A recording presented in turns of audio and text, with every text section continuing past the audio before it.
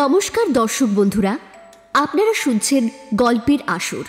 আর আমাদের চ্যানেলে ইতিমধ্যেই এসে গেছে গোয়েন্দা রুদ্রদার রহস্য রোমাঞ্চ সিরিজ। আমাদের গল্পের ভাণ্ডার পেয়েছে ফেলুদা, ব্যোমকেশ, কাকাবাবুর মতো শ্রদ্ধেয় চরিত্র। এবার আপনারা শুনে দেখুন রুদ্রদার বেশ কিছু রহস্য রোমাঞ্চ অ্যাডভেঞ্চার সিরিজ। আর সিরিজের দুটি গল্প ইতিমধ্যেই আমাদের চ্যানেলে এসে গেছে, তাই সেইগুলো শুনে আসার সাদর আমন্ত্রণ জানালাম। এইরকম রুদ্রদার সাথে আরও রহস্যের জট ছাড়াতে আর বহু অ্যাডভেঞ্চারের সঙ্গী হতে সাবস্ক্রাইব করে দিন আমাদের পরিবার। চলুন শুরু করা যাক লেখক রূপম রায়ের কলমে রুদ্রদা ও সাইকো কিলার। আজ সকাল থেকেই আকাশটা পরিষ্কার। আমি ঘুম থেকে উঠে চায়ের পেয়ালাটায় একটা চুমুক দেব, এমন সময় অবন্তী দিয়ে এসে বলল, ধুস, অনেকদিন তো হলো, রুদ্রর কাছে তো সেই মতো একটাও ভালো কেস এলো না, বুঝলি? আমি একটু ঠাট্টার সুরে বললাম, তাতে তোর কি? তুই তো আর গোয়েন্দা নয়। আর রুদ্রদার আগের কেসটায় সরকারের ওপর মহল দিয়ে যা টাকা পেয়েছিল তা দিয়ে ওর শুয়ে বসে চলে যাচ্ছে। রুদ্রদা একটু বারান্দায় দাঁড়িয়ে সিগারেট টানছিল আর বাইরে রাস্তার দিকে চেয়েছিল। আমি জানি ওর এখন সুখের দিন চলছে, কিন্তু কখন যে কেস এসে হাজির হবে তার ঠিক নেই। আমাদের কথা বোধ করি শুনতে পেয়েছিল, তাই ভিতরে এসে বলল, বাহ, আমার কেস নেই তাতে আমার কোনো ভ্রুক্ষেপ নেই। উনি কোথা থেকে এলেন হা হুতাশ করার জন্য? দি, এটাকে কি বলে জানিস? অবন্তীদি একটু ওর চুলের নিচের দিকটা পাক খাইয়ে সগর্বের সাথে বলল, কি বলে শুনি? রুদ্রদা হেসে বলল, এটাই হলো যার বিয়ে তার হুঁশ নেই, ওদিকে পাড়াপড়শি ঘুম নেই। অবন্তীদি গলাটা উঁচু করে বলল, তোরা আর কি বুঝবি, আমি তোর আগের কেসগুলোর কথা ডিটেলসে লিখে রাখছি। আর কদিন পর থেকে ঠিক করছি আমি গোয়েন্দা গল্প লেখা শুরু করব। আর যখন মানুষ আমার গল্প পড়া শুরু করবে, আমার বইগুলো তখন দেখবি বাংলার লোকেদের হাতে হাতে ঘুরবে, বুঝলি? আমি এমনিতেই চা খাচ্ছিলাম। অবন্তীদির লেখক হওয়ার কথাটা শুনে একটা ছোট্টখাটো বিষম খেলাম। কাশিটা একটু সামলে নিয়ে বললাম, এটাই বাকি ছিল। ভালো তো, রুদ্রদা তোকে লেখার সময় হেল্প করে দেবে। রুদ্রদাও দেখলাম আমার কথাটা শুনে হাসল। রুদ্রদা বলল, ঠিক আছে, মেনে নিলাম কিছু কিছু কেসে নেওয়া যেতেই পারে তোকে, তবে তার বদলে ভালো কিছু রান্না করে খাওয়াতে হবে আমাদের। কি ঠিক বললাম তো? আমি একটু মাথা নাড়িয়ে বললাম, রুদ্রদা, একটু সামনের রবিবার কুচি পাঁঠার মাংস হলে কেউ নয়? আর দিয়ের থেকে ওটা ভালো আশা করি এ বাড়িতে কেউ রান্না করে না। দিদি বলে উঠল, ওই পারবি, সারাদিন পড়ে পড়ে থাকবি আর এটা খাবো ওটা খাবো বলে হুকুম দিবি, তাই তো? রুদ্রদা বলল, আহা, রাগ করে না দি, 10টা না 5টা না, একটাই তো দিদি বল। আর বললাম তো, এরপর ভালো একটা কেস এলেই তোকে নিয়ে যাব। এখনই যদি কেস আসে এখনই নিয়ে যাব, প্রমিস। আসলে দাদা বোনের এইসব ঝগড়া লেগেই থাকে, ওগুলো দেখতে বেশ ভালোই লাগে আমার। আমি তো বেশ উপভোগ করি, আমার সাথেও লাগে মাঝে মাঝে। কিন্তু কথা চলার মাঝেই হঠাৎ করে আমাদের চমকে দিয়ে টেলিফোনটা বেজে উঠল। রুদ্রদা তাড়াতাড়ি এগিয়ে গেল ফোনটার দিকে, তারপর তুলে নিয়ে বলল, হ্যালো, রুদ্র বলছি। ও সোম আঙ্কেল, বলুন বলুন, শরীর ঠিক আছে তো? কি খুনের চেষ্টা? তাও আপনাকে? হুম, আচ্ছা, হ্যাঁ ঠিক আছে, আমি এখন ফ্রি আছি, চলে আসছি। হ্যাঁ হ্যাঁ হ্যাঁ, রেডি হয়েই বেরিয়ে পড়ব, আপনি সাবধানে থাকুন। রুদ্রদা গম্ভীর মুখে ফোনের রিসিভারটা নামিয়ে রেখে বলল, কলকাতার হাইকোর্টের প্রাক্তন প্রধান বিচারপতি নিরঞ্জন সোমকে একটা লোক বাড়িতে এসে খুন করার চেষ্টা করেছে। আমার এখনই বেরোতে হবে। অনি, তৈরি হয়ে নে, কুইক। অবন্তীদি ওর দিকে তাকিয়ে কিছু একটা বলতে যাচ্ছিল, তার আগেই রুদ্রদা বলল, চল, কাকা আমার পরিচিত, কোনো অসুবিধা হবে না আশা করি। তবে আজ যাচ্ছিস চল, গল্পের প্লট পেয়ে যাবি, কিন্তু এদিক ওদিক কিন্তু নিয়ে যেতে পারবো না। ওটা তোকে অনির কাছে পরে শুনে নিতে হবে। আমি জানি, ও অবন্তীদির সাথে যতই ঝামেলা করুক, তবে ভালোবাসেও খুব। অবন্তীদি হাসি মুখে বলল, দাঁড়া, আমিও তৈরি হয়ে আসি। আমি আর রুদ্রদা 2 মিনিটে তৈরি হয়ে নিলাম। তাড়াতাড়ি আমাদের ট্যাক্সি ড্রাইভারকে কল করে দেওয়া হলো। দিদি রেডি হওয়ার আগেই সাথে সাথেই বাইরে মোটর গাড়ির শব্দ শুনতে পেলাম, আর সেটা আমাদের বাড়ির নিচেই থামলো বলে মনে হলো। আমরা 3 জনে তাড়াতাড়ি গাড়িতে উঠে ঠিকানা বলে দিতেই গাড়ি স্টার্ট দিয়ে দিল। দিদি দেখলাম ওর হাতে একটা ছোট নোটবুক আর একটা নতুন ফাউন্টেন পেন সাথে নিয়েছে। আমি যেতে যেতে রুদ্রদাকে বললাম, আচ্ছা রুদ্রদা, উনি সেই মিস্টার সোম, তাই না? রুদ্রদা বলল, হ্যাঁ, প্রাক্তন কলকাতা হাইকোর্টের প্রধান বিচারপতি। সেদিন দেখাও তো হয়েছিল আমাদের সাথে। আসলে প্রায় মাস 3 আগে লালবাজার থানার বড়বাবু শান্তনুবাবুর মেয়ের বিয়েতে গিয়েছিলাম আমি আর রুদ্রদা। সেইখানে নিমন্ত্রিত বড় বড় লোকেদের মাঝে এই নিরঞ্জন সোম এসেছিলেন। শান্তনুবাবু রুদ্রদাকে পরিচয় করিয়ে দেওয়ায় সাথে সাথে তিনি ওর খুব প্রশংসাও করলেন, আর এও বলেছিলেন যদি দরকার হয় তবে নিশ্চয়ই ফোন করবেন কোনো না কোনো দিন। কিন্তু সেই দরকারটা যে এমন হবে তা আশা করিনি আমি। রুদ্রদা বলল, উনি ভদ্রলোক এত বছর কোর্টের প্রধান বিচারপতি হিসেবে কাজ করেছেন, কিন্তু শেষ বয়সে এসে এই পুরনো একটা বাগান বাড়ি কিনে কলকাতা শহরে একা থাকতেন নিরিবিলিতে। তাহলে তাহলে ওনাকে কেউ খুন করতে চাইবেই বা কেন? এটাই তো বড় প্রশ্ন। অবন্তীদি পাশ থেকে বলল, দাঁড়া, ধৈর্য ধরে বস, ওখানে গেলেই তো জানতে পারবি। গাড়িতে আর তেমন কিছু কথা হয়নি। বাড়িটা বেশ দূরে, উত্তর কলকাতার পুরনো রাস্তার পাশে নিরিবিলি একটা বাগান বাড়ি। পৌঁছলাম তখন প্রায় বেলা 12টা বাজে। গাড়ি থেকে নেমেই দেখলাম এ তো আমাদের চেনা পরিচিত জিপ দাঁড়িয়ে আছে বাইরে। এটা শান্তনুবাবুর পুলিশ জিপ, চিনতে ভুল হওয়ার কোনো প্রশ্নই নেই। রুদ্রদা ওটা দেখল, তারপর আমার দিকে তাকিয়ে বলল, শান্তনুবাবু লোকটা বোগাস একেবারে। আসবে এইখানে আগে থেকে বলে না। ট্যাক্সিটা শুধু শুধু ভাড়া করলাম। ভাড়া চুকিয়ে ট্যাক্সিটা রাস্তার ধুলো উড়িয়ে চলে গেল। কলকাতার মতন শহরে এত বড় একটা বাগান বাড়ি কিনে থাকার ক্ষমতা যার আছে, তাকে হত্যা করতে যে কেউ চেষ্টা করবে এটাই স্বাভাবিক। সত্যি বেশ বড় দোতলা একটা বাড়ি। তেমন একটা জাঁকজমক নেই বটে, কারণ পুরনো হওয়ার দরুন বাড়ির রং ততদিনে ফিকে হয়ে গেছে। বড় গেটটা খুলে সামনের সাজানো বাগান দিয়ে এগিয়ে যেতে যেতে চোখ পড়ল ওপরের দোতলার বারান্দার দিকের অংশটায়। অসম্ভব সুন্দর রং বেরঙের ফুলের টব শোভা পাচ্ছে সেখানে। অবন্তী তো দেখলাম ওগুলো দেখে বেশ খুশি হয়েছে। একটা চাকর এসে দরজা খুলে দিল, তারপর বলল, বাবু ও পড়ে আছেন, একটু ভেঙে পড়েছেন, তবে আপনারা গেলে হয়তো মনে বল পাবে। আমরা সিঁড়ি দিয়ে ওপরে উঠে গেলাম। বাড়ির বয়স হলে কি হবে, নিরঞ্জন বাবুর এলেম আছে বটে। দেশ বিদেশের দামি দামি ফুলদানি আর ঘর সাজানোর জিনিস দিয়ে পুরো নিচের বসার ঘরটা ঠাসা। দেখেই বোঝা যাচ্ছে এই শখের জন্য ঘর সাজাতে ব্যবহার করা হয়েছে। দোতলায় যাওয়ার সময় সিঁড়িতে উঠতে উঠতে রুদ্রদা বলল, দেখ দি, তুই যে সব সময় আমার বিয়ের খোঁটা দিস, দেখে নে, বিয়ে না করে টাকা জমালে কত দামি দামি জিনিসপত্র দিয়ে ঘর সাজানো যায়। এর জন্য চিরকুমার ব্রত অবলম্বন করাই যায়। অবন্তীদি একটু মুখ ঘুরিয়ে বলল, মরণ দশা। আমরা গিয়ে একটা বড় হলঘর পেরিয়ে প্রবেশ করলাম সেই দোতলার বারান্দায়। দোলনার উপরে বসে নিরঞ্জনবাবু সোফায় বসে থাকা শান্তনুবাবুর সঙ্গে কথা বলছেন। রুদ্রদা আর আমাদের আসতে দেখে মিস্টার সোম নিজেই দোলনা থেকে উঠে এসে আমাদের আমন্ত্রণ জানিয়ে বললেন, আসো আসো রুদ্র, বসো। ও, নিরঞ্জন সোম মানুষটির বর্ণনাটাই তো দেওয়া হয়নি। রুদ্রদা বলেছে লেখার সময় সামনের মানুষের একটা বর্ণনা দিয়ে দিতে। আমি তাই করলাম।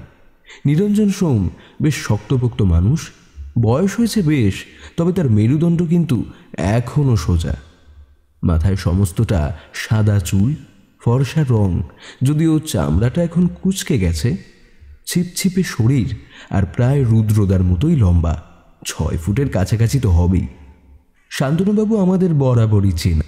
রুদ্রদাকে দেখা মাত্র বলল, আরে এই দেখো রুদ্র যে, কেস হলেই তো গন্ধে গন্ধে হাজির। হ্যাঁ, রুদ্রদা সেই রকমই হেসে জবাব দিল, কি আর করবে বলুন, স্বয়ং হেড জাস্টিস নিরঞ্জন সোমকে হত্যার চেষ্টা, সেটা তো আর উদ্ধার করা যার তার কম্ব নয়। শান্তনুবাবু হো হো করে হেসে উঠলেন। রুদ্রদা আর আমাকে মিস্টার সোম আগেই চিনতেন, কিন্তু অবন্তীদিকে চেনার কথা না। রুদ্রদা তাই ওর পরিচয় করিয়ে দিল, আর এও বলল যে ও নাকি লেখক হতে চায়। কেসের ব্যাপারে প্লট বোঝার জন্য আমাদের সাথে এসেছে। মিস্টার সোম তো বেজায় খুশি হয়ে বললেন, ভেরি গুড, ভেরি গুড। তোমরা এসেছো, আমার একটু এখন তাও হালকা লাগছে। আঙ্কেল, আপনি তো ভালোই মানুষ। যাকে কয়েক ঘন্টা আগে হত্যার চেষ্টা করা হয় তার মুখে এমন সাহস আর হাসি সচরাচর দেখা যায় না। রুদ্র, আমি আইনের সাথে যুক্ত আছি প্রায় 25 বছর। এখন রিটায়ারমেন্ট নিয়েছি বটে, তবে অপরাধী দেখলেই তার মনে কি চলছে তা বলতে পারি। কিন্তু আজ সেই অপরাধীর কোনোভাবেই আমায় মারার ইচ্ছে যেন ছিল না।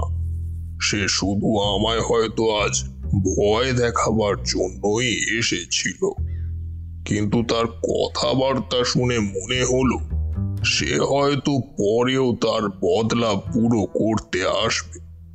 এমনকি সেই আততাই আমায় একটা নাম অব্দি বলে গেছে। স্ট্রেঞ্জ, অদ্ভুত ঘটনা তো।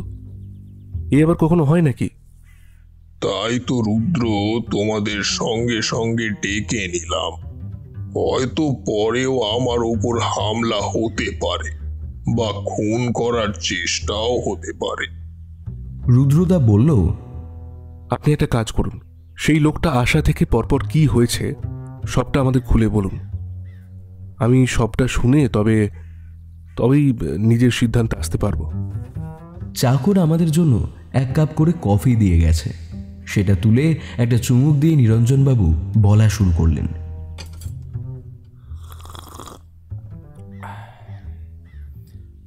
আজও রোজ সকালের মতো ঘুম থেকে উঠে আমি নিজের এই বারান্দায় এসে বসি। আর দেখতেই পাচ্ছ, বারান্দায় সাজানো ফুল গাছগুলো একদিকে আর অপর দিকে দোলনাটা। সে যাই হোক, রোজ সকাল সকাল ফুল গাছগুলোতে জল দিই। আজও দিচ্ছিলাম নিজের মতো।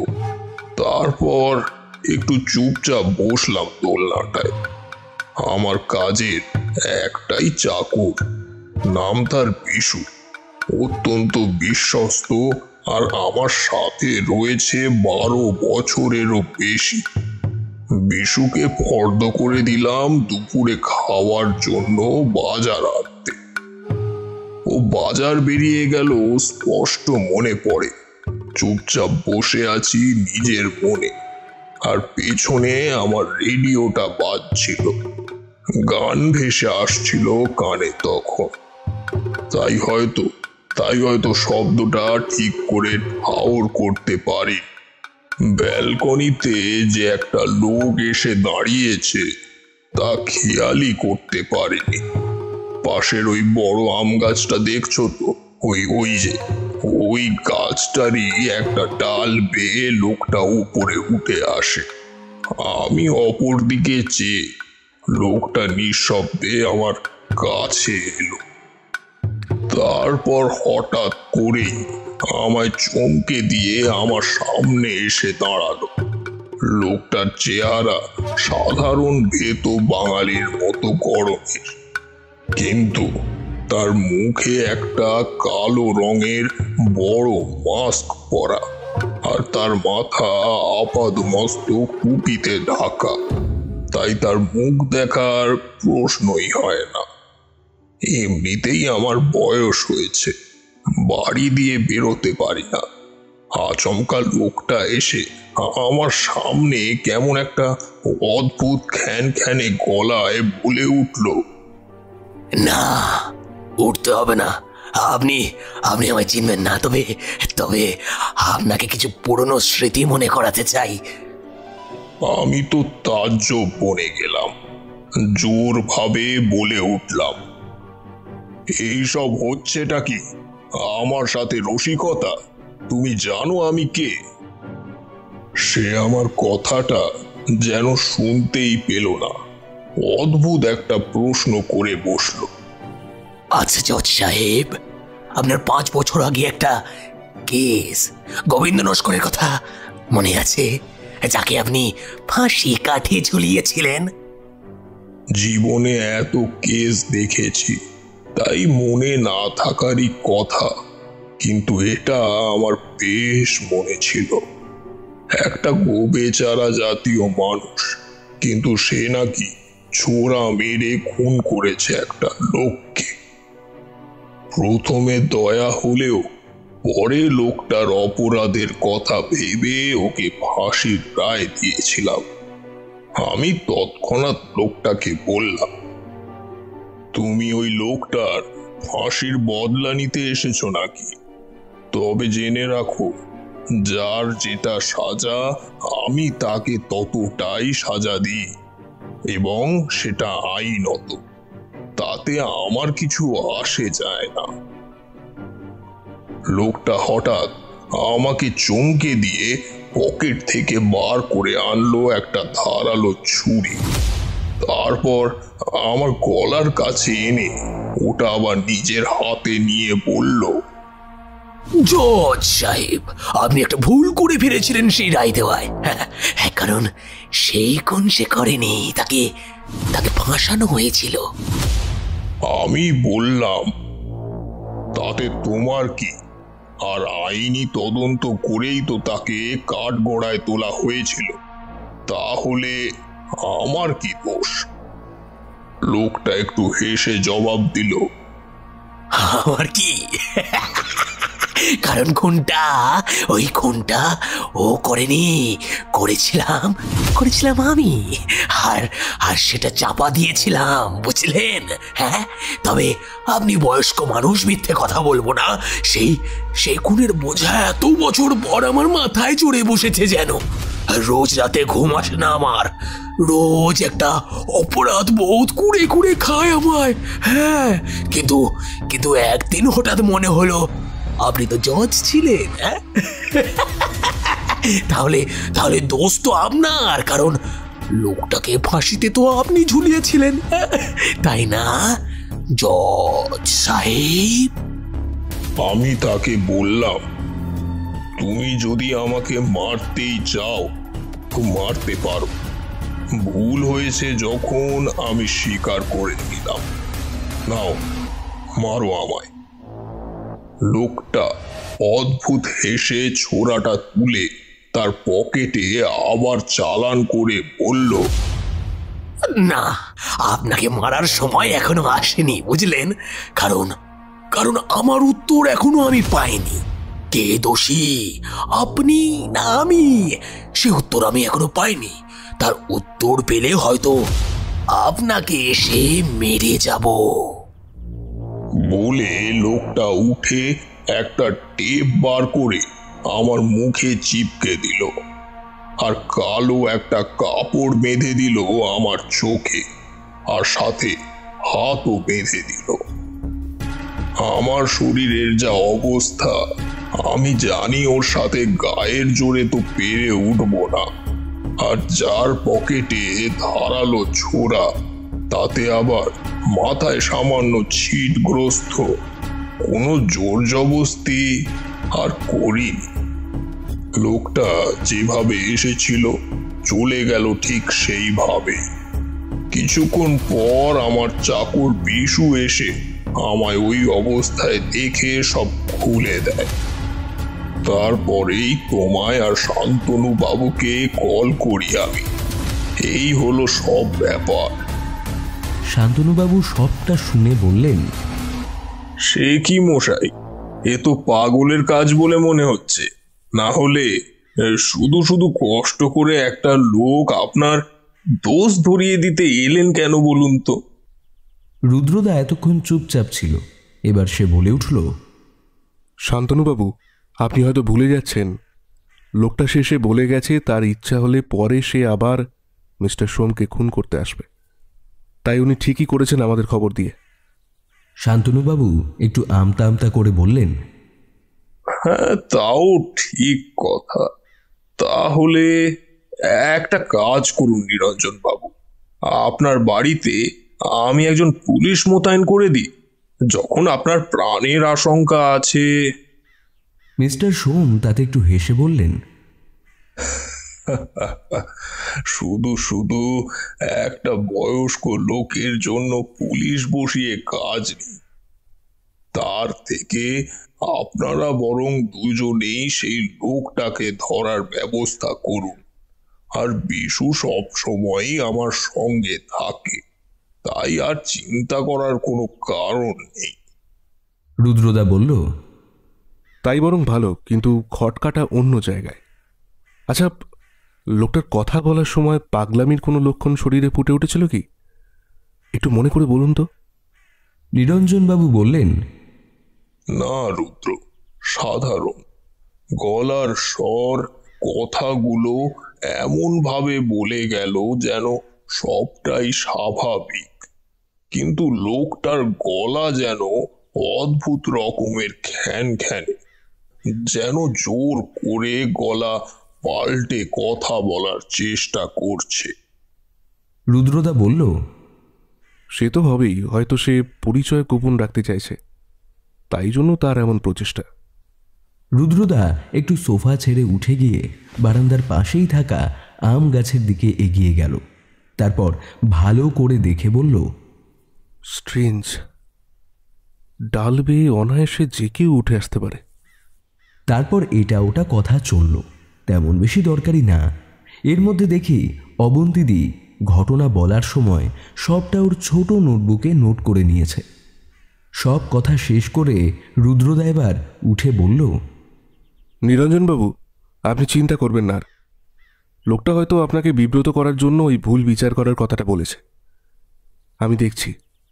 আর শান্তনুবাবু তো আছেই, আমরা আপনার কোনো ক্ষতি হতে দেব না। তাহলে উঠি আজ।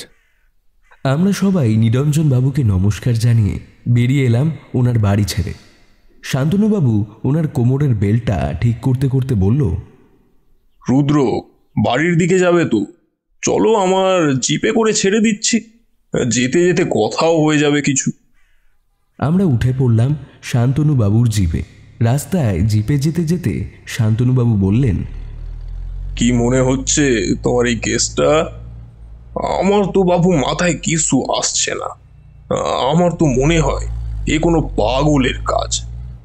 হয়তো কোনোদিন কাঠগোড়ায় দাঁড়িয়েছিল, আর আমাদের জজ সাহেব তাকে কঠিন শাস্তি দেন, তাই হয়তো এখন এত বছর পর সাজা দিতে ফিরে এসেছে। রুদ্রদা বলল, সব কিছু এত সহজ না শান্তনুবাবু। লোকটা যদি প্রতিশোধ নিতে আসতো, নিমেষেই আজ মিস্টার সোমকে খুন করতে পারত, কিন্তু সে তা করেনি। তার জন্যই লোকটাকে আমার একদম শিক্ষিত মাস্টার মাইন্ড মনে হচ্ছে। শান্তনুবাবু খালি বলল, কি জানি বাপু। গাড়িটা ততক্ষণে আমাদের বাড়ির নিচে গিয়ে দাঁড়ালো। আমরা গাড়ি থেকে নামলাম। রুদ্রদা শান্তনুবাবুর কাছে এগিয়ে গিয়ে বলল, শান্তনুবাবু, একটা কাজ করতে হবে আপনাকে, আর পুলিশের থেকে এ কাজ ভালো কেউ করতে পারবে না আশা করি। আপনি একটা কাজ করুন, ওই পুরনো যে কয়েদি, কি নাম যেন, গোবিন্দ নস্কর, ওর কেসের ফাইলটা একবার খুঁজে দেখুন, আর সব ডিটেলস আমায় জানান। আর লোকটার পরিবারে আর কে কে আছে সেই সব আমার চাই। যতটা তাড়াতাড়ি হয় ততই ভালো। শান্তনুবাবু একটু দীর্ঘশ্বাস ফেলে বললেন, সেই পুরনো ফাইল খোঁজা? উফ, সেই আবার ধুলো ময়লার স্তূপে হাত দেওয়া, পারি না। রিটায়ারমেন্টে এবার আমি নিয়েই নেব, দেখো। যাক, ঠিক আছে, তুমি যখন বলছো খুঁজে দেখবো খন। রুদ্রদা একটু হাসল। গাড়িটা রাস্তার ধুলো উড়িয়ে বেরিয়ে গেল। সেই দিন বাড়ি ফিরে স্নান খাওয়া শেষ করে বসলাম। রুদ্রদা ওর ঘরে গেল, বলল কেসটা নিয়ে নাকি একটু ভাববে। আমি জানি এখন ওকে বিরক্ত করে লাভ নেই, তাই নিজের মতো চুপচাপ বসার ঘরে একটা বই খুলে পড়ছিলাম। এমন সময় ঘরের টেলিফোনটা হঠাৎ বেজে উঠল। আমি দৌড়ে গিয়ে ফোনটা কানে দিয়ে বললাম, হ্যালো। কিছুক্ষণ সব চুপচাপ। তারপর হঠাৎ করেই নিস্তব্ধতা ভেঙে ফোনের ওপারে একটা মহিলা কণ্ঠ শোনা গেল। রুদ্রবাবু, এত কৌতূহল ভালো নয়, কিন্তু যে যা দোষ করেছে তার থেকে কারোরই রেহাই নেই। সাজা তাকে পেতেই হবে, সে জজ হোক বা অন্য কেউ। আর সবকিছুতে নাক গলানো বন্ধ করুন, তাতে আপনারই মঙ্গল। বলে মুখের উপর ফোনটা কেটে দিল। রুদ্রদা মনে হয় ফোনের শব্দটা শুনেছিল। আমি ওই রকম দাঁড়িয়ে আছি দেখে বা আমার চুপসে যাওয়া মুখের দিকে তাকিয়ে সঙ্গে সঙ্গে ফোনটা কেড়ে নিল। তারপর কানের কাছে দিয়ে রিসিভারটা নামিয়ে রাখল। সোফার উপর বসে বলল, গলাটা কেমন ছিল? একটা মহিলার গলা রুদ্রদা। হুমকি দিল কিনা বলতে পারবো না, তবে তবে সাবধান হতে বলে দিল। রুদ্রদা আর কিছু বলল না, একটা সিগারেট জ্বালিয়ে ঘরের দিকে চলে গেল। ওর মুখ দেখে বোঝার উপায় নেই ওর মাথার ভিতর তখন কি চলছে। সারাদিন তেমন কিছু একটা ঘটেনি, কিন্তু রাতের বেলা হঠাৎ করেই শান্তনুবাবু ফোন করেছিলেন। ফোন স্পিকারেই ছিল। তিনি যা বললেন তা কিছুটা এই রকম। আরে হ্যালো রুদ্র, হ্যাঁ তুমি যে ওই গোবিন্দ নস্করের খোঁজ নিতে বলেছিলে না, বহু কষ্টে খুঁজে পেলাম ওই ফাইলটা। লোকটা নাকি একটু মাথায় ছিটগ্রস্ত ছিল আর মানসিক দিকও ঠিক ছিল না। হঠাৎ করেই একদিন কি হলো কেউ জানে না, লোকটা তার প্রতিবেশীকে ছুরি দিয়ে কুপিয়ে হত্যা করে। আর তারপরে সেই হত্যার কাণ্ড প্রতিবেশীর স্ত্রী দেখতে পান। সঙ্গে সঙ্গে পুলিশ আসে আর আদালতে মহিলাই বয়ান দেয় সেই খুন করেছে তার স্বামীকে। ব্যাস, তারপরেই মৃত্যুদণ্ড। আর তার বিচার করেছিলেন আমাদের নিরঞ্জন বাবু। এই হলো সবটা। কি প্যাথেটিক কাণ্ড বলো তো দেখি। আর হ্যাঁ, সব থেকে আশ্চর্যের একটা কথা বলি রুদ্র, তুমি আমার থেকে ওর ফ্যামিলি ডিটেলস চেয়েছিলে না? ওটা খুঁজতে গিয়ে একটা ইন্টারেস্টিং জিনিস খুঁজে পাই। লোকটার একজন নিজস্ব দাদাও আছে, যার নাম সুবিমল নস্কর, আর সে এই শহর কলকাতাতেই আছে। কিন্তু আশ্চর্যের বিষয়, সেই লোকটার পেছনে পুলিশ খোঁজ খবর নিয়ে জানতে পারে ওই প্রতিবেশী স্ত্রী, মানে ওই যার স্বামীকে লোকটার ভাই খুন করে, বুঝলে না, সুবিমল নস্করের সাথে নাকি মহিলার কিছু অবৈধ সম্পর্ক আছে। আর ব্যাপারটা বেশ মাখো মাখো, বুঝলে, যা হয় আর কি।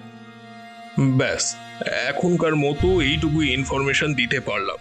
আর সেই সুবিমলের বাড়ির ঠিকানা ওটা দিচ্ছি, নোট করে নাও। আমি কথা শুনতে শুনতে নোট করে নিলাম ঠিকানাটা। রুদ্রদা এবার টেলিফোনের রিসিভারটা রেখে দিল। রাতে আমি একটু লেখার কাজ করে ঘুমোতে ঘুমোতে দেরি হয়ে গিয়েছিল। সকালে রুদ্রদার ধাক্কায় যখন ঘুম ভাঙল তখন বেজে গেছে প্রায় 9টা। অনি, এই অনি, ওঠ। যেন কুম্ভকর্ণের নাতি। রাতে কি যে করো বাবা জানি না। চা খেয়ে তৈরি হনে তাড়াতাড়ি, নাহলে আমি চললাম একা ওই সুবিমলবাবু লোকটার বাড়ি। সঙ্গে সঙ্গে তড়াক করে লাফিয়ে উঠলাম আমি। চাটা খেয়ে ফ্রেশ হয়ে যখন রেডি হই তখন প্রায় 10টা বেজে গেছে। আমি আর রুদ্রদা তাড়াতাড়ি তৈরি হয়ে নিলাম। আর আজ হলো রবিবার, তাই ছুটির দিন, গেলে লোকটাকে আজকে বাড়িতে পাওয়া যাবে আশা করি। ট্যাক্সি নিয়ে যখন বেরোলাম হালকা রোদ্দুর উঠেছে আকাশে। কলকাতার রাস্তা, আজ রবিবার বলে ভিড় আর জ্যাম অনেক কম, তাই খুব তাড়াতাড়ি পৌঁছে গেলাম গন্তব্যে। বেশ বড় ধরনের আধুনিক দোতলা বাড়িটা। বাইরে বেল দিতেই দরজা খুলে দিল একটা চাকর। কাকে চাই? জিজ্ঞেস করাতে রুদ্রদা বলল, আমরা সুবিমলবাবুর সাথে কিছু কথা বলতে এসেছি। ওনাকে বলুন রুদ্রশঙ্কর রায় এসেছেন। আমাদের উপরে গিয়ে বসতে বলে দরজা বন্ধ করে দিলেন। আমরা সিঁড়ি বেয়ে উপরে উঠে গেলাম। বড় ধরনের একটা প্যাসেজ হয়ে বসবার ঘর। ঘরটা বেশ দামি জিনিসপত্র দিয়ে সাজানো। কিছুক্ষণের মধ্যে চাকরটা 2 কাপ চা এনে আমাদের সামনে রেখে দিয়ে বলল, বাবু স্টাডি রুমে আছে, আপনারা চাটা খান, আমি গিয়ে খবর দিচ্ছি যে আপনারা এসেছেন। তারপর রুদ্রদা পড়ার বইয়ের আলমারিটার দিকে এগিয়ে গিয়ে কিছু একটা দেখছিল। যেটাকে খুঁটিয়ে দেখছিল সেটা নিচের কাঁচে ঘেরা তাকের উপরে রাখা একটা ফাইল। রুদ্রদা ওইখানেই দাঁড়িয়ে দেখছিল ভিতরটা। এমন সময় ঘরে প্রবেশ করল মিস্টার সুবিমল নস্কর। রুদ্রদাকে দেখে লোকটা বলল, একই আপনারা হঠাৎ বলেনি কমনেই আমার বাড়িতে কি করছেন? রুদ্রদা এবার ওর প্রাইভেট ইনভেস্টিগেটর কার্ডটা এগিয়ে দিতেই লোকটার মুখটা দেখলাম শুকিয়ে গেল। রুদ্রদা আমার পরিচয় করিয়ে দিয়ে বলল, সুবিমলবাবু, আপনার কাছে আমাদের কিছু প্রশ্নের উত্তর জানার আছে, তাই যদি একটু সময় দিতেন খুবই ভালো হতো। আর এটা পুরোটাই আপনার ভাইয়ের সম্বন্ধে। ভাইয়ের কথা শোনা মাত্র লোকটা দেখলাম তেলে বেগুনে জ্বলে উঠল। ভাই? আমার কোনো ভাই নেই। যে একটা খুনি সে আমার ভাই হতেই পারে না। আপনারা তো পুলিশের লোক নন, তবে আপনাকে আমার এইসব প্রশ্নের উত্তর দেওয়ার কোনো প্রয়োজন বোধ করি না। লোকটার মেজাজ দেখলাম সবসময় তুঙ্গে থাকে। ছোটোখাটো রোগা শরীর আর মাথায় ব্যাকব্রাশ করে আঁচড়ানো চুল, একদম ভেতো বাঙালির মতো। চেহারায় যে এত রাগ থাকে কি করে তা জানি না। রুদ্রদা আর বসল না, কারণ সামনের মানুষটির যদি ইচ্ছা না থাকে তার দিয়ে কিছু বেরোবে না ওর মনে হয়। রুদ্রদা খালি নমস্কার জানিয়ে বলল, শুনুন সুবিমলবাবু, আপনি আমায় বললেন না ঠিক আছে, তবে পুলিশ নিজের উত্তর কিভাবে বার করে নিতে হয় সবটাই জানে। ঠিক আছে, উঠি আজ, আপনার অনেক সময় নষ্ট করে দিলাম। লোকটা দেখলাম হন হন করে পাশের ঘরে চলে গেল। আমরা ওর বাড়ি থেকে বেরিয়ে পড়লাম। আমি রাস্তায় রুদ্রদাকে প্রশ্ন করলাম, তুমি ছেড়ে দিলে যে? ওনার কথা শুনে তো মনে হলো কোনো জ্বলন্ত আগ্নেয়গিরির থেকে কিছু কম নয়। রুদ্রদা আমার কথায় যেন কিছু ভুরুক্ষেপই করল না, শুধু বলল, চল, কাছেই ডক্টর দাসের কেবিন, কলকাতার নামকরা মানসিক রোগের চিকিৎসা করা একজন ডাক্তার। ওনার দর্শনটা একটিবার করে আসি, বুঝলি? রুদ্রদার মুখে একটা হাসি লেগে রয়েছে। তার মানে ও কিছু একটা সূত্র খুঁজে পেয়েছে, আর সেই সূত্র ধরে হাঁটলে এই কেসের কিনারা করতে পারবে সে। আমি বললাম, তা এখন ওই ডাক্তারের ক্লিনিক খোলা থাকবে? আজ তো রোববার। রুদ্রদা একটু হেসে বলল, চল না, গিয়েই দেখা যাক। আমি আর রুদ্রদা হেঁটেই পৌঁছে গেলাম ক্লিনিকে। 4 তলার একটা কেবিনে বসেন ডক্টর দাস, আর ক্লিনিকে গোটা 4 রুগীও ছিল। দুপুরবেলা বলে হয়তো রোগীর ভিড়টা একটু কম। রোগীর ভিড় হালকা হয়ে যাওয়ায় আমরা ভিতরে প্রবেশ করলাম। রুদ্রদা হাত জোর করে প্রণাম জানিয়ে বলল, ভিতরে আসতে পারি? ডাক্তারবাবু বোধ করি সব রুগী শেষ মনে করে সব কিছু গুছিয়ে রাখছিলেন। সামনের 2টো সিট দেখিয়ে দেওয়ায় আমরা সেইখানেই বসলাম। রুদ্রদা ওর কার্ডটা এগিয়ে দিতেই উনি বললেন, ও মাই গড, আপনি সেই স্বনামধন্য গোয়েন্দা? হ্যাঁ, বলুন বলুন, how may I help you? আর কিছু নেবেন? চা আর কফি? রুদ্রদা একটু হেসে বলল, আরে না না, এই দুপুরে ওইসব কিছু লাগবে না। আমার খালি একটা ইনফরমেশন চাই, ওটা পেলেই একটা মানুষের প্রাণ বাঁচাতে পারে ডক্টর দাস। উনি একটু উত্তেজিত হয়ে বললেন, অবশ্যই অবশ্যই, বলুন কি জানতে চান? রুদ্রদা সোজাসুজি কথাটা বলে দিল, আচ্ছা ডক্টর দাস, সুবিমল নস্কর এই নামের কোনো লোকের কি আপনি এর মধ্যে চিকিৎসা করেছেন? খুবই রিসেন্ট, ওনার ব্যাপারে একটু জানতে চাই। ডক্টর দাস একটু ভেবে বললেন, মনে থাকার কথা না, কিন্তু কেসটা অদ্ভুত জানেন।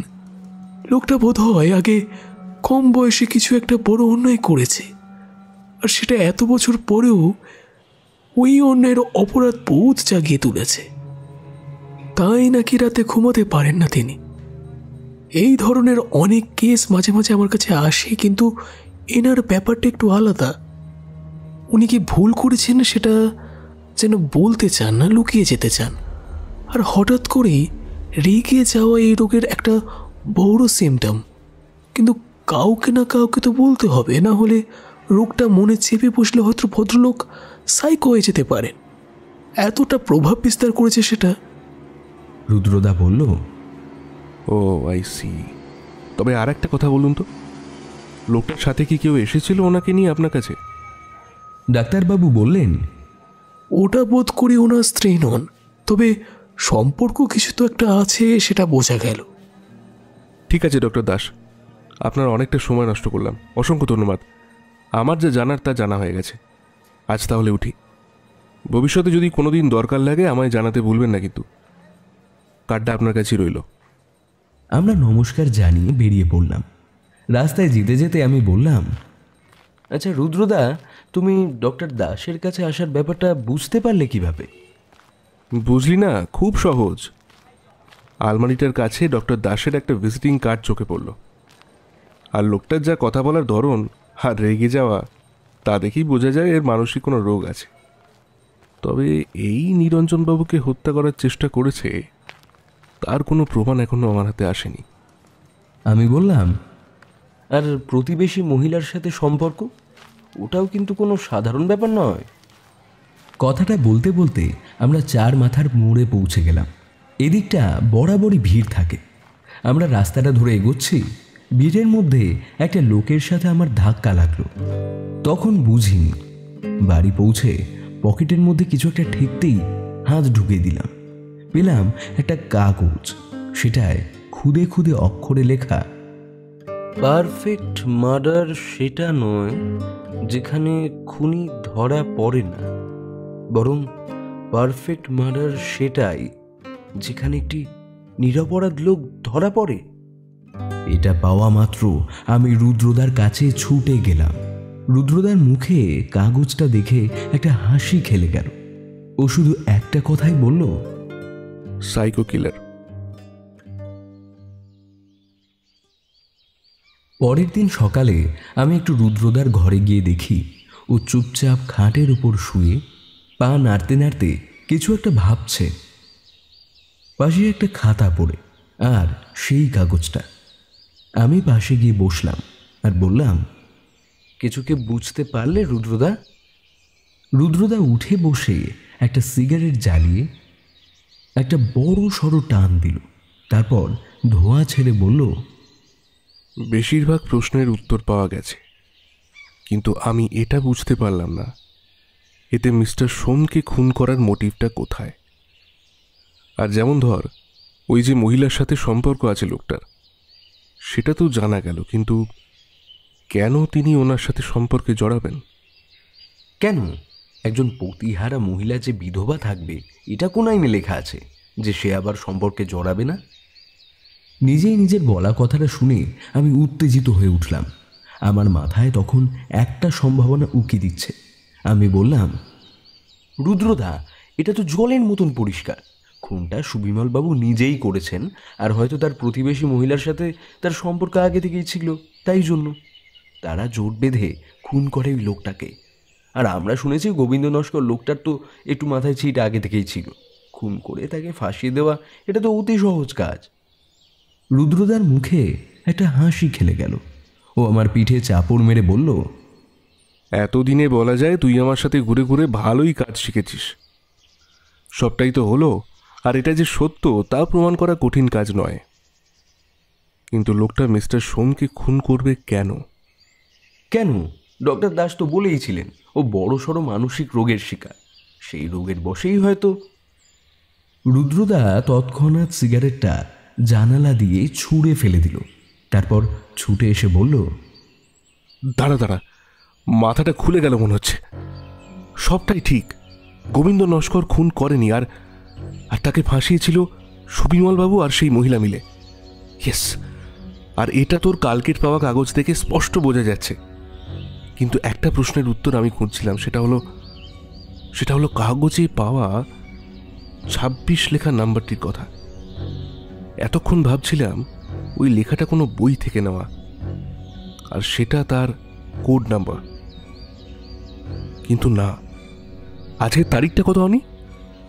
আমি তৎক্ষণাৎ বললাম, আজ তো 26 রুদ্রদা। তার মানে পরে বুঝতে পারবি, একটা বড় কিছু করতে চলেছে। তাড়াতাড়ি যা পড়ে আছিস ওটা পরেই বেরিয়ে পড়। রাস্তায় যেতে যেতে থানায় শান্তনুবাবুকে তুলে নেওয়া যাবে। আমরা পৌঁছতে দেরি হলে একটা অঘটন ঘটে যেতে পারে। ওঠ ওঠ, তাড়াতাড়ি ওঠ। রুদ্রদা তৎক্ষণাৎ পায়জামাটা চড়িয়ে নিল। আমি তৈরিই ছিলাম। তাড়াতাড়িতে রাস্তায় নেমে একটা ট্যাক্সি নিলাম। রুদ্রদা ঠিকানা বলে দিয়ে বলল, যত তাড়াতাড়ি পারবে চালাও, থানা চলো, এরপর এই ঠিকানায়, কুইক।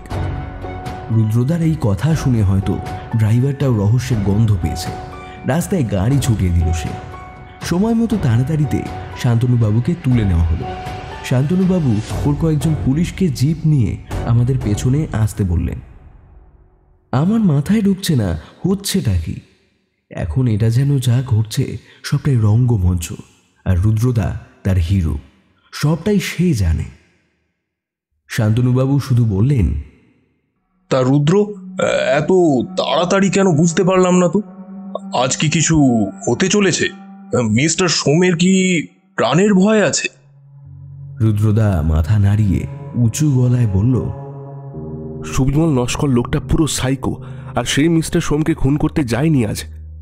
কারণ ওর মানসিক দিকটা এমন, ওর অপরাধ বোধ ওকেই গিলে গিলে খাচ্ছে।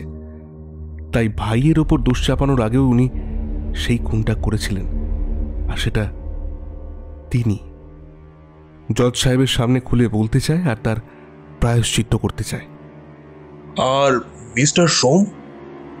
না, মিস্টার সোমকে ও কোনো ক্ষতি করবে না, এটা আমি 100% শিওর। আমার ভয়টা অন্য জায়গায়। তাড়াতাড়ি চলো ড্রাইভার, নাহলে একটা অঘটন ঘটে যাবে। ড্রাইভার ঠিক গাড়ি চালাচ্ছে না প্লেন সেটা আমি জানি না, কিন্তু ওর গাড়ি চালানোর হাত যে কতটা দক্ষ তা আজ বোঝা গেল। ঠিক 8 মিনিটের মধ্যে 20 মিনিটের রাস্তা প্রায় গতি 60-এর নিচে নামতে না দিয়ে সে আমাদের পৌঁছে দিয়েছে।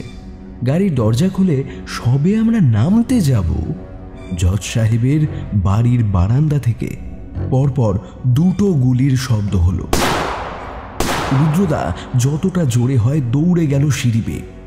আমি আর শান্তনুবাবু ওর পেছন পেছন বসার ঘর পেরিয়ে প্রবেশ করলাম বারান্দায়।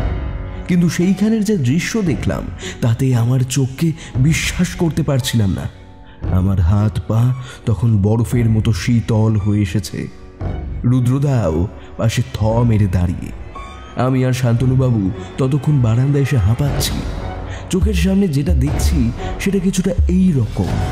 সামনে বৃদ্ধ মিস্টার সোম দোলনাটায় বসে আছে।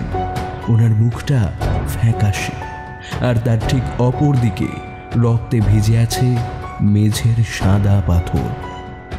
সেই রক্তর উৎস লক্ষ্য করলে দেখা যাবে একটা লোক চোখ উল্টে গুলিবিদ্ধ অবস্থায় পড়ে আছে সেখানে, আর গুলিগুলো ঠিক তার মাথায় করা হয়েছে, আর বন্দুকটা তার নিজের হাতে ধরা, অর্থাৎ তিনি নিজে আত্মহত্যা করেছেন। সেই মৃত পড়ে থাকা লোকটা আর কেউ নন, তিনি স্বয়ং আমাদের মিস্টার সুবিমল নস্কর। রুদ্রদা শুধু দাঁড়িয়ে থাকা অবস্থায় নিচু গলায় বলল, পারফেক্ট মার্ডার সেটা নয় যেখানে খুনি ধরা পড়ে না। হি প্রুভড দ্যাট। আমরা তাড়াতাড়ি ধরাধরি করে মিস্টার সোমকে তুলে ধরি। তিনি একটু অপ্রকৃতিস্থ অবস্থায় ছিলেন। নিজের চোখের সামনে কেউ এসে সুইসাইড করল তিনি তা ঠিক মেনে নিতে পারেননি। অসুস্থ হয়ে পড়েন তিনি। শুধু যাওয়ার আগে আমাদের বারান্দায় থাকা ফুল গাছগুলোর দিকে ইশারা করলেন। ওনাকে সঙ্গে সঙ্গে হাসপাতালে নিয়ে যাওয়া হলো। পুলিশ পেছনেই ছিল। পুলিশ নিজেদের কাজ শুরু করে দিয়েছে। রুদ্রদার মুখে কোনো কথা নেই, সে খালি একটা সিগারেট ধরিয়ে নিল।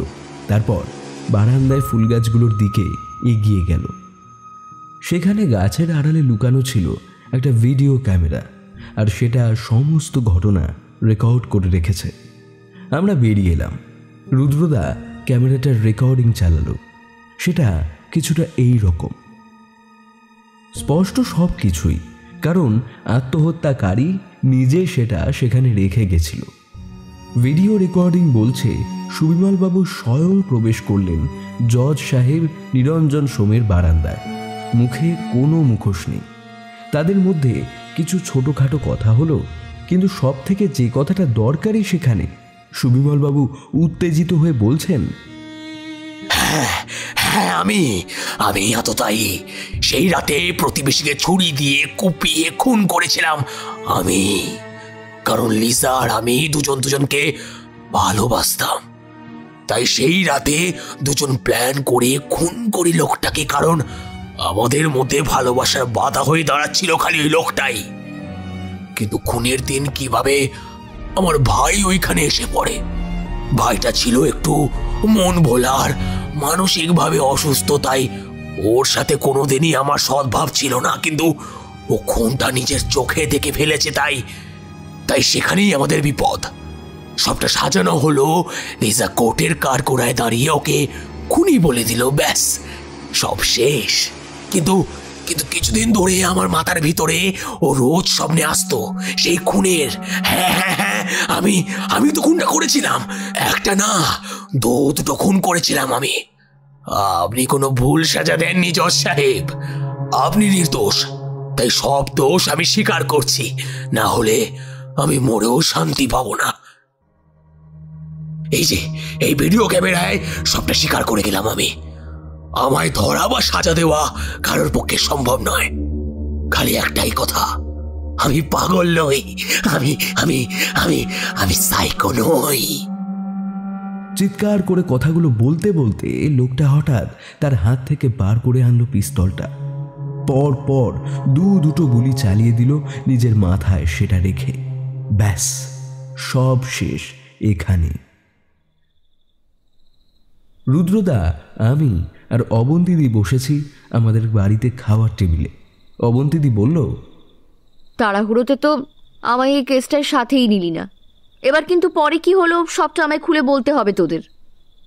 আমি বললাম, আরে চিন্তা কি, আমি আছি কি করতে, সবটা বলছি, শোন তুই। রুদ্রদা শুধু ওর হাতের সিগারেটটায় টান দিয়ে বলল,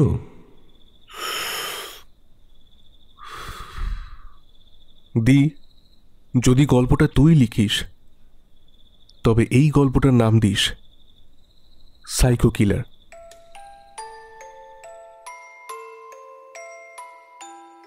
আপনারা এতক্ষণ শুনছিলেন লেখক রূপম রায়ের কলমে রুদ্রদা ও সাইকো কিলার। পরের সপ্তাহে গল্পের আসরে আবার আড্ডা বসবে নতুন কোনো গল্প নিয়ে। তাই সবার প্রথমে আমাদের পরিবারের গল্পের নোটিফিকেশন পেতে সাবস্ক্রাইব করে দিন আমাদের গল্পের আসর পরিবারকে। ধন্যবাদ।